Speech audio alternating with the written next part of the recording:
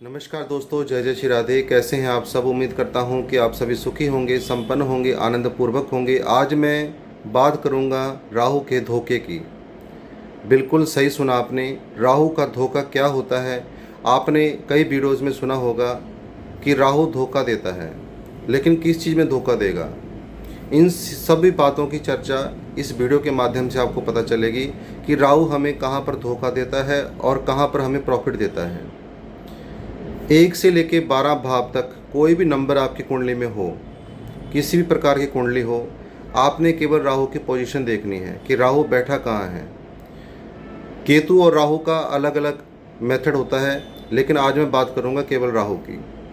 तो 1 से लेके 12 तक किसी भाव में आपके राहु बैठे हैं, एक एक करके मैं हर भाव के बारे में बताऊंगा कि आपको क्या धोखा मिल सकता है, क्या आपके जीवन में प्रॉफिट यही राहु करा सकता है। लेकिन वीडियो को स्किप करके ना देखें, इससे आपको आधी अधूरी जानकारी प्राप्त होगी। यदि पूरी जानकारी लेनी है तो वीडियो को कंटिन्यू देखते रहें और आपके सामने मैं बिल्कुल बता दूंगा कि राहु आपके जीवन में क्या धोखा कर सकता है और आपको कहां धोखा मिल सकता है। तो नमस्कार, मैं हूं एस्ट्रोलॉजर आशीष शर्मा और मेरे इस ज्योतिष चैनल एस्ट्रो 22 में आप सभी का हार्दिक अभिनंदन है, स्वागत है। दोस्तों, यदि आप मुझसे कुंडली विश्लेषण करवाना चाहते हैं तो दिए गए नंबर पर आप केवल व्हाट्सएप मैसेज करें और अपॉइंटमेंट की जो है शुल्क वगैरह की जानकारी ले सकते हैं, और उसकी टाइमिंग मैं आपको व्हाट्सएप में मैसेज करके ही बता दूंगा। अब बात करेंगे राहु की। राहु कुंडली में आप अपनी कुंडली खोल लें, आप देख लें कि कहाँ बैठा है। सबसे पहले भाव में यानी लगन में, जिसको हम लगन कहते हैं, लगन में यदि राहु बैठे हों, आप ये मैटर छोड़ दें कि किस ग्रह के साथ बैठा है, आप चाहे अकेला बैठा है चाहे किसी ग्रह के साथ है। यदि पहले भाव में राहु होंगे तो पहला भाव व्यक्ति के व्यक्तित्व का होता है, व्यक्ति की पर्सनैलिटी का होता है, व्यक्ति के हुनर का भी होता है, व्यक्ति की मनोभावना का भी होता है। जब यहाँ पर राहु बैठेंगे तो यानी यह मंगल के भाव में बैठ चुके हैं, क्योंकि यह काल पुरुष कुंडली के हिसाब से प्रथम भाव मंगल का माना जाता है। और जब मंगल और राहु की युति होती है तो अंगारक दोष बनता है। पहले भाव में राहु आपकी पर्सनैलिटी तो बहुत खूब बनाएंगे, क्योंकि यहाँ पर यह मंगल का सहारा भी ले लेते हैं, यानी उनकी जो एनर्जी होती है उसको भी ऑब्जर्व कर लेते हैं। जब भी राहु किसी भाव में बैठेंगे उस भाव के स्वामी की एनर्जी को ऑब्जर्व करते हैं, या फिर कोई ग्रह वहाँ पे बैठा होगा उसकी एनर्जी को लेकर के चलते हैं, क्योंकि स्वयं यह छाया ग्रह हैं। छाया यानी परछाई।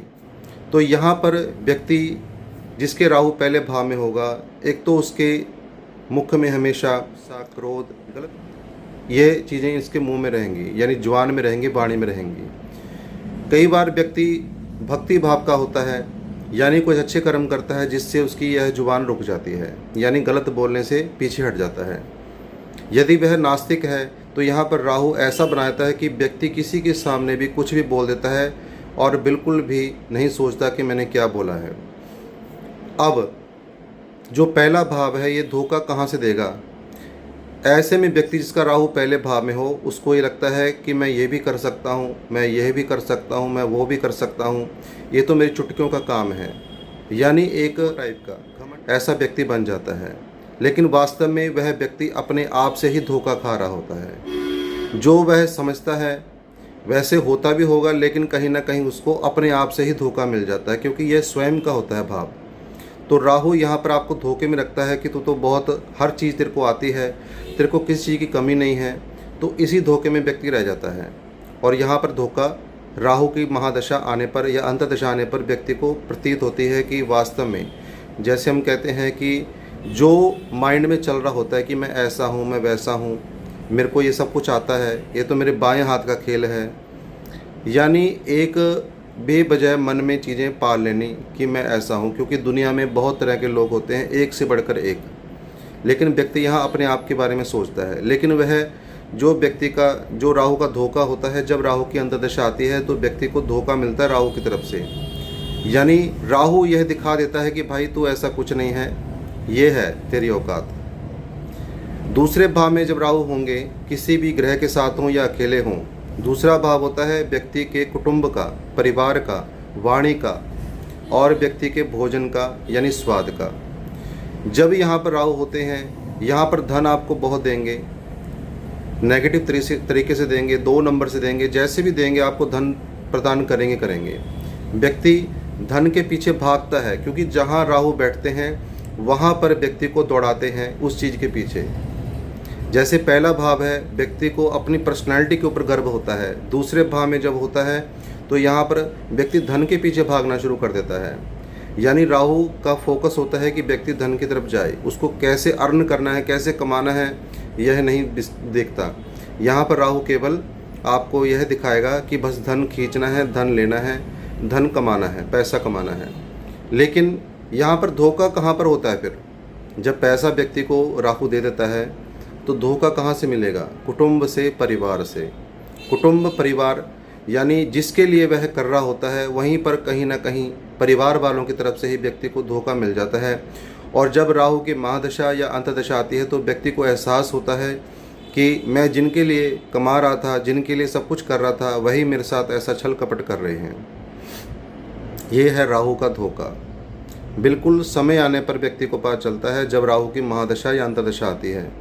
अपने ही परिवार के व्यक्ति साथ नहीं देते, रिलेटिव हों, अपने खुद के कुटुंब के परिवार के व्यक्ति हों।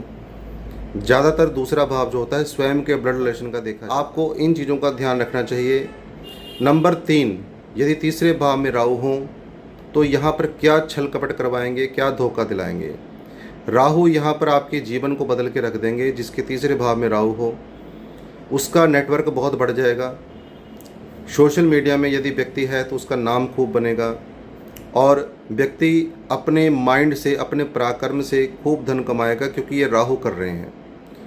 लेकिन तीसरा भाव यात्राओं का भी होता है तो यहाँ यात्राएं भी बहुत कराएगा और यात्राओं से आपको फ़ायदा भी होगा।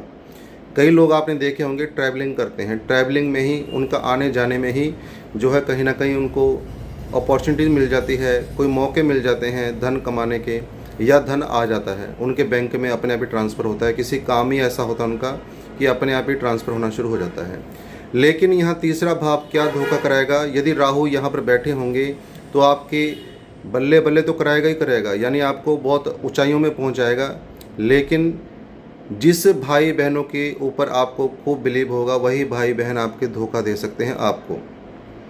ब्लड रिलेशन में या आपके रिलेटिव में, आपके चाचा के, मामा के बच्चे यानी भाई बहन, यहाँ पर जिनको आपने आगे बढ़ाया है या जिन पर आपको फेथ है, बिलीव है, वही आपको धोखा कर जाएंगे। 2 पहलू हो गए। राहु ने आपको चढ़ाइयों में भी चढ़ा दिया लेकिन आपको धोखा भी दिला दिया अपने भाई बहनों के साथ, अपने खून के रिश्ते में। चौथे भाव में यदि राहु होते हैं तो यहाँ पर चौथा भाव होता है माता का, सुख का, भूमि, भवन, वाहन। यहाँ पर राहु जब किसी के होते हैं, किसी ग्रह के साथ हों, अकेले हों या युति बना करके बैठे हों, तो व्यक्ति को खूब सुख प्रदान करते हैं। यह चंद्रमा का भाव होता है। चंद्रमा के यह परम शत्रु होते हैं। लेकिन अब छल कपट का भी तो समय आएगा। आपको भूमि प्रदान करेंगे, वाहन प्रदान करेंगे, धन दौलत प्रदान करेंगे, लेकिन माता का सुख कम मिल पाएगा आपको। जब चौथे भाव में राहु होते हैं तो यहाँ पर माता के कारण कहीं ना कहीं धोखा हो जाता है। जिस सोच में व्यक्ति चल रहा होता है कि मेरी मदर में से बहुत प्रेम करती है, हालांकि देश काल के अनुसार और कुंडली के अलग अलग भावों में बैठने कारण कई बार परिणाम में थोड़ी बहुत मिस्टेक होती है। नहीं तो 99% यदि राहु चौथे भाव में हो तो माता की तरफ से धोखा मिल जाएगा। यानी जिस माता के लिए, जिस सुख के लिए आप दौड़ रहे हैं, सब कुछ कर रहे हैं, कहीं ना कहीं उस भाव का व्यक्ति आपके साथ धोखा कर जाता है। यानी आपका प्रेम तो खूब होगा लेकिन कहीं ना कहीं माता के मन में और बच्चों के प्रति ज़्यादा प्रेम होगा, आपके लिए कम होगा। यदि आप ज़्यादा करते भी हैं तो कहीं ना कहीं आपको इस चीज़ से धोखा, सुख भी देगा लेकिन उसी के साथ साथ थोड़ा दुख भी देगा, जो कि मैं आपको बता रहा हूँ। चतुर्थ भाव में हर चीज़ मिलती है व्यक्ति को राहु के कारण। अब यहाँ से 5वें भाव की बात करेंगे। 5वें भाव में यदि राहु हो तो यह व्यक्ति की शिक्षा का होता है, संतान का होता है, पूर्व जन्म के कर्मों का होता है। जब 5वें भाव में राहु होते हैं तो यहाँ पर जो व्यक्ति की संतान होती है, जब संतान हो जाती है उस संतान के प्रति व्यक्ति उसका लालन पोषण करता है। इसके अलावा उसको पढ़ाता लिखाता है, उसकी शिक्षा को आगे बढ़ाता है। लेकिन आगे जाकर के जब राहु की महादशा अंतर्दशा आती है तो वही संतान व्यक्ति का अपमान भी कर देती है, यानी उस संतान के जरिए आपको धोखा मिल सकता है। शिक्षा में भी शिक्षा अधूरी रह जाती है। व्यक्ति को होता है कि मैं पढ़ूं, लेकिन कहीं ना कहीं ऐसा राहु दिमाग में चलता है कि व्यक्ति के साथ धोखा हो जाता है। वही स्टडी व्यक्ति को धोखा करा सकती है। स्टडी में भी व्यक्ति आगे निकल जाता है तो आगे जाकर के किसी प्रेम संबंध में आता है तो प्रेम संबंध में धोखा हो जाता है, यानी किसी के साथ कोई अफेयर है, किसी के साथ कोई प्रेम है, तो वहाँ पर वो व्यक्ति जिसके प्रति व्यक्ति का विश्वास है वही तोड़ देगा, वह छल कपट कर देगा, धोखा कर देगा, फ्रॉड कर देगा। ये होता है राहु का धोखा। छठे भाव में जब राहु होंगे तो ये होता है रोग ऋण शत्रु का। यहाँ पर जिसको आप मित्र समझते हैं वही आपको धोखा दे सकता है। आपको दुनिया में और कोई भी दुश्मन आपको हरा नहीं सकेगा, लेकिन आपका ही अपना कोई दोस्त मित्र वह आपको धोखा देगा ऐन मौके पर जब आपको एहसास भी नहीं होगा। यानी कि आपके शत्रुओं के साथ उसका मिल जाना, जिनके साथ आपकी शत्रुता है उसी के साथ मिल करके आपको धोखा दे देना, यह सबसे बड़ा जो है वीक पॉइंट होता है। अदरवाइज़ यहाँ पर राहु बहुत अच्छा माना जाता है, तीसरे भाव में बहुत अच्छा माना जाता है। तो यहाँ पर आपको अपने दोस्तों से, जिनको अपना खास मित्र आप समझते हैं, वहीं से धोखा मिलता ही मिलता है जब आप राहु की महादशा या अंतर्दशा में आएंगे।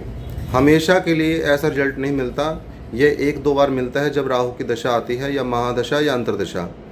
अंतर्दशा प्रत्येक ग्रह के साथ चलती है, चाहे सूर्य की महादशा हो, चंद्र की हो, शुक्र की हो, उसके नीचे जो अंतर आता है वह राहु का होता है। उस समय आपको बहुत ध्यान रखना चाहिए, अन्यथा आपके साथ ऐसा धोखा होगा कि आप जीवन भर उस चीज़ को सोचेंगे।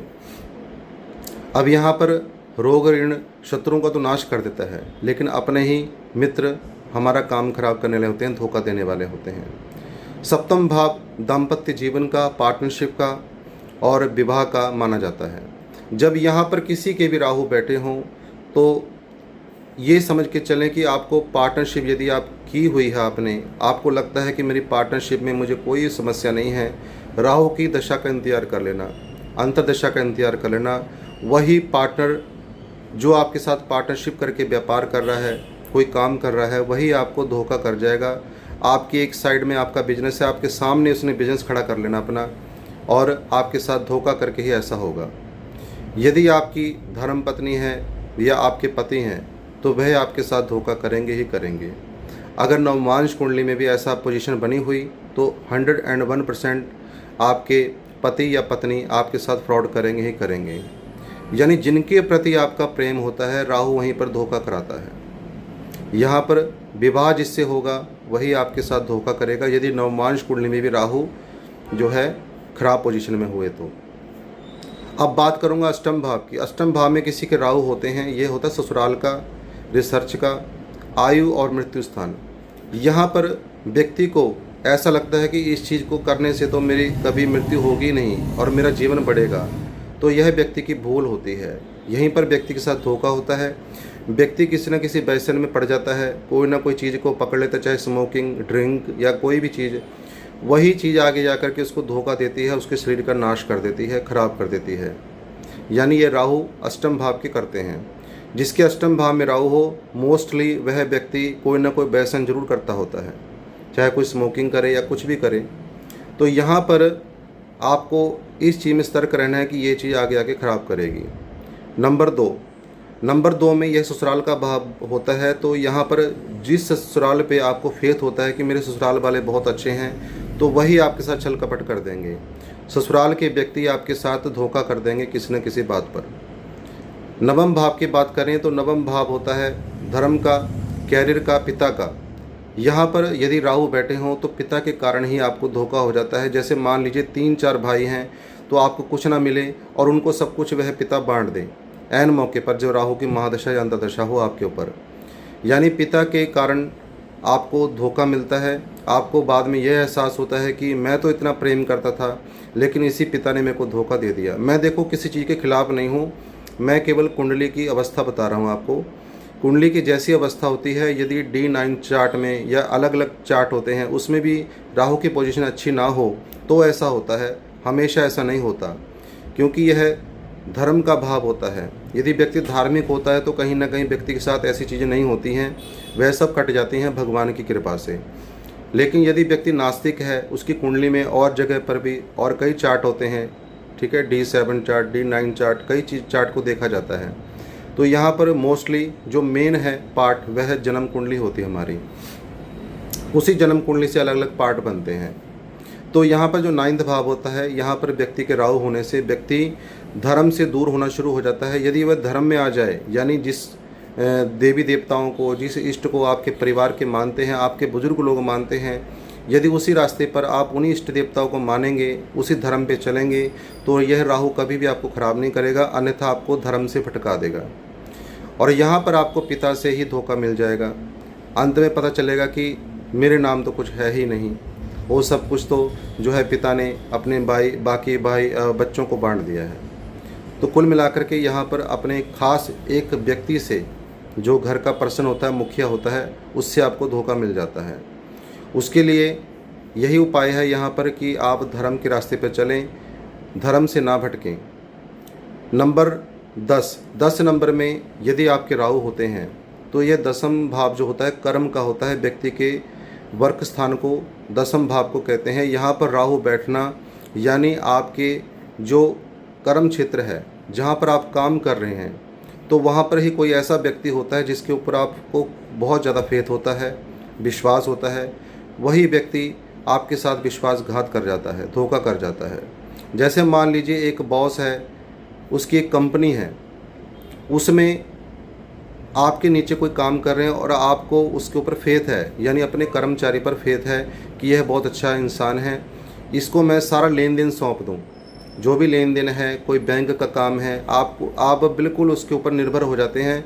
और वहाँ पर लास्ट में जाकर के जब महादशा अंतर्दशा आती है और बाकी चार्ट में भी राहु की पोजीशन अच्छी ना हो, तो यहाँ पर आपके साथ धोखा होता है। अन्यथा राहु यहाँ पर बहुत अच्छे जो है लाभ भी देता है व्यक्ति को अपने ही कर्म क्षेत्र में बहुत आगे बढ़ा देता है। व्यक्ति के बहुत ज़्यादा जो है ग्रोथ होती है अपने ही काम में। लेकिन एक इंसान के कारण, विश्वास के कारण, यहाँ पर हो सके तो यहाँ पर कभी विश्वास नहीं करना चाहिए। जहाँ पर भी आप काम कर रहे हैं वहाँ पर बिल्कुल विश्वास न करें। सिर्फ एक अपने माइंड के साथ एक्टिव होकर के चलें तो आपका बचाव हो सकता है। नहीं तो राहु की महादशा आते ही, अंतदशा आते ही आपको वह व्यक्ति धोखा दे जाएगा और उस कर्म को, जो आपने एक विशाल पहाड़ बनाया है, उस पहाड़ को तोड़ देगा। 11वें भाव में लाभ का यह होता है भाव, यह होता है प्रॉफिट का, यह होता है हमारी डिज़ायर का, हमारी इच्छा पूर्ति का। जब यहाँ पर राहु होते हैं आपकी इच्छा की पूर्ति भी करते हैं, आपके डिज़ायर पूरी करते हैं, आपको लाभ भी, इनकम भी बहुत अच्छी मात्रा में देते हैं, खूब पैसा आपको प्रदान करते हैं।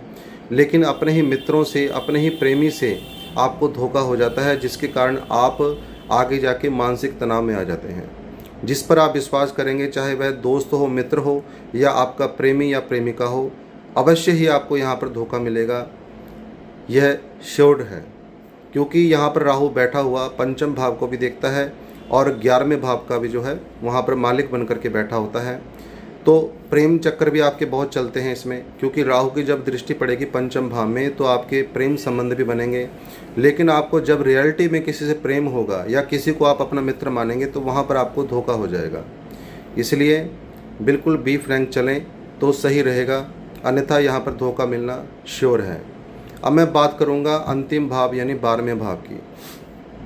12वां भाव जो होता है खर्चे का माना जाता है। यहाँ पर सबसे मेन चीज़ खर्चा या बड़ा हॉस्पिटल। आपको जहाँ पर उम्मीद होती है कि यहाँ पर मैं खर्च करूँगा, खूब आप पैसा खर्च करते हैं, अपने मित्रों पे लुटाते हैं, अपने संबंधियों पे लुटाते हैं। लेकिन अंत में क्या होता है, जब राहु यहाँ पर बैठे हों तो ऐसे व्यक्ति की एक तो रात की नींद उड़ा देता है। क्यों? क्योंकि व्यक्ति कमाने में लगा रहता है, पैसे पे पैसा आता रहता है और वही रातों की नींद राहु उड़ाता है। पैसा तो खूब देगा आपको, लेकिन यहाँ पर जिनके ऊपर आप खर्च कर रहे थे वही आपके साथ फ्रॉड कर जाते हैं। फिर आपको बहुत परेशानी होती है कि मैंने आज तक इस इंसान पे इतना खर्च कर दिया, अपने मित्रों पे खर्च किया, अपने परिवार वालों पे खर्च किया, अंत में मिला क्या मेरे को। यानी कहने का भाव ये होता है कि राहु के दो पहलू हैं। पहला पहलू ये है कि आपको बहुत कुछ प्रदान कर देगा, दूसरा पहलू है कि छीन भी लेगा किसी के जरिए भी, चाहे आपकी मानसिक शांति को जो मानसिक शांति होती है उसको छीन ले, अशांति में बदल दे। किसी प्रकार से भी आपको सुख भी देगा, दुख भी देगा। ये दोनों पहलू राहु के होते हैं। तो दोस्तों, यदि आज की जानकारी आपको अच्छी लगी हो तो लाइक अवश्य कर दें, अपने मित्रों के साथ इस वीडियो को शेयर अवश्य करें, और यदि आप मेरे इस चैनल में नए हैं तो चैनल को सब्सक्राइब करना ना भूलें, और कमेंट अवश्य करें कि आज की यह जानकारी आपको कैसी लगी। नमो नारायण। जय जय श्री राधे।